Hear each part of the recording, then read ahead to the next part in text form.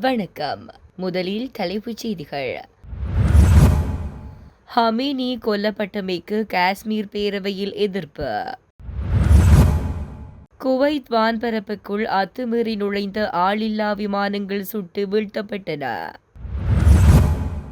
இராணுவ நெருக்கடியை தணிப்பது குறித்து ரஷ்யா ஈரான் இடையில் பேச்சுவார்த்தை.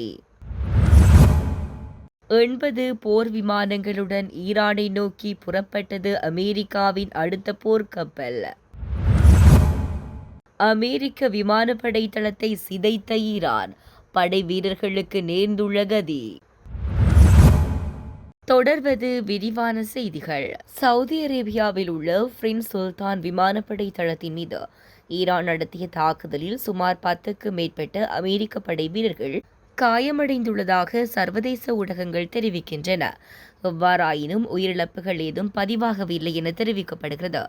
அத்தோடு காயமடைந்தவர்களில் குறைந்தது 2 உயிருக்கு ஆபத்தில்லாத சிதறல் காயங்கள் மட்டுமே ஏற்பட்டுள்ளதாக கூறப்படுகிறது. மேலும் பல படை வீரர்கள் பாதிக்கப்பட்டதாக கூறப்படுகின்ற நிலையில் அவர்களுக்கு என்ன நேர்ந்தது என்பது தொடர்பில் எந்த தகவலும் வெளியாகவில்லை. இதேவேளை அமெரிக்க இராணுவத்துக்கு சொந்தமான எரிபொருள் நிரப்பும் டேங்கர் விமானம் ஒன்றும் சேதமடைந்துள்ளதாக செய்திகள் தெரிவிக்கின்றன. அமெரிக்க கடற்படையின் மிகப்பெரிய மற்றும் திறன் வாய்ந்த விமானம் தாங்கி கப்பல்களில் ஒன்றான USS ஜியோர்ஜ் H.W. புஷ் விரைவில் மத்திய கிழக்கு பிராந்தியத்தில் நிலைநிறுத்தப்பட உள்ளதாக தகவல்கள் வெளியாகியுள்ளன. இந்த கப்பல் ஒரே நேரத்தில் 80க்கும் மேற்பட்ட போர் விமானங்களை ஏற்றிச் செல்லக்கூடிய மிதக்கும் விமான தளம் என கருதப்படுகிறது. இதன் மூலம் வான்வழி தாக்குதல்கள், கண்காணிப்பு மற்றும் பாதுகாப்பு நடவடிக்கைகளை விரிவாக மேற்கொள்ள முடியும் என்றும் கூறப்படுகிறது. அமெரிக்க மத்திய கட்டளையின் கட்டுப்பாட்டு பகுதியில், குறிப்பாக மத்திய கிழக்கில் நடைபெறும் நடவடிக்கைகளில் இந்த கப்பல் இணைக்கப்படலாம் என அமெரிக்க அதிகாரிகள் தெரிவித்துள்ளனர். இந்த கப்பலும் அதன் தாக்குதல் குழுவும் சமீபத்தில் கப்பலை நிலைநிறுத்துவதற்கு முன் பயிற்சிகளை வெற்றிகரமாக முடித்துள்ளதாகவும் செய்திகள் தெரிவிக்கின்றன. மேலும் USS ராஸ் என்ற மற்றொரு ஏவுகணை அழிப்பு கப்பலும் அமெரிக்காவிலிருந்து புறப்பட்டுள்ளதாக தெரிவிக்கப்பட்டுள்ளது. ஆனால் அது எந்த இடத்துக்கு செல்கிறது என்பது இதுவரை வெளிப்படுத்தப்படவில்லை. இந்த நடவடிக்கைகள் மத்திய கிழக்கில் அமெரிக்காவின் இராணுவ இருப்பை வலுப்படுத்தும் முயற்சியாக பார்க்கப்படுகின்றன. குறிப்பாக ஈரான் தொடர்பான பதற்றம் அதிகரிக்கும் நிலையில் இந்த படையணி நகர்வு முக்கியத்துவம் வாய்ந்ததாக கருதப்படுகிறது.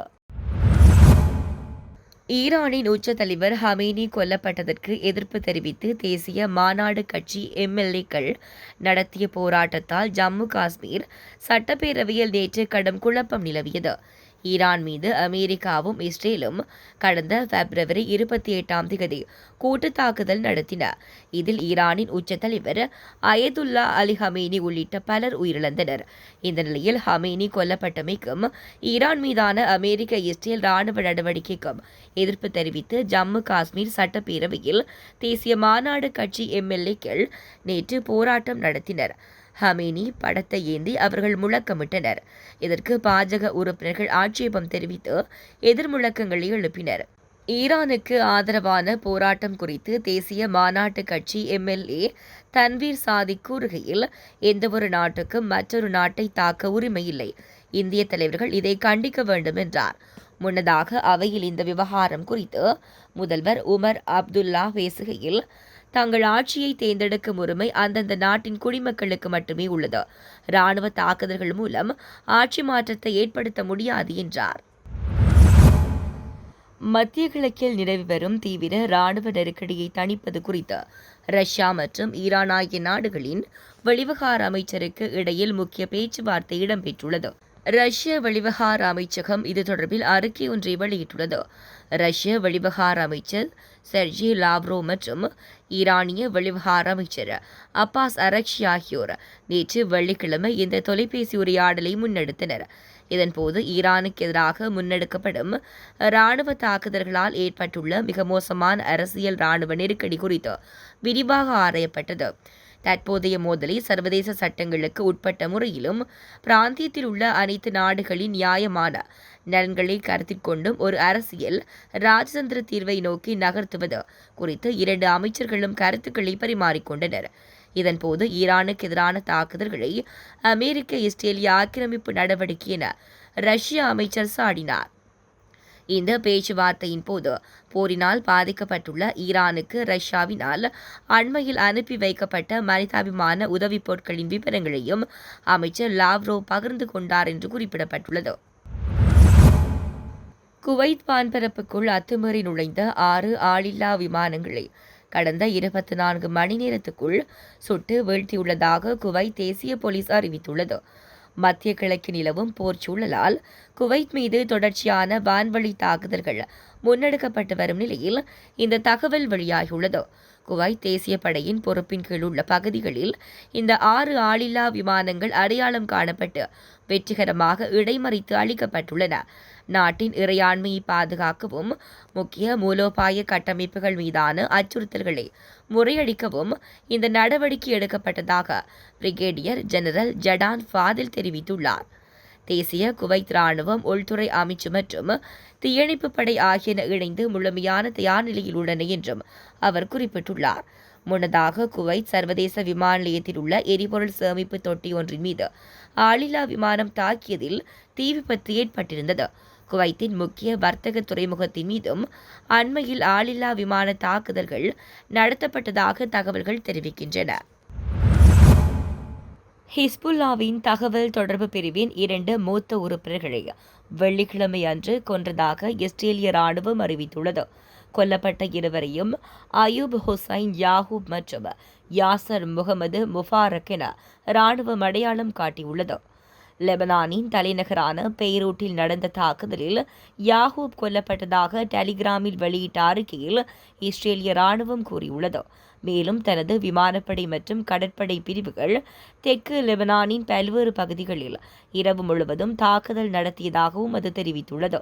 அத்தோடு ஆயுத கிடங்குகள், ஏவுகணை ஏவுதளங்கள் மற்றும் இராணுவ கட்டமைப்புகள் மீதும் தாக்குதல் நடத்தப்பட்டதாக தெரிவிக்கப்பட்டுள்ளது.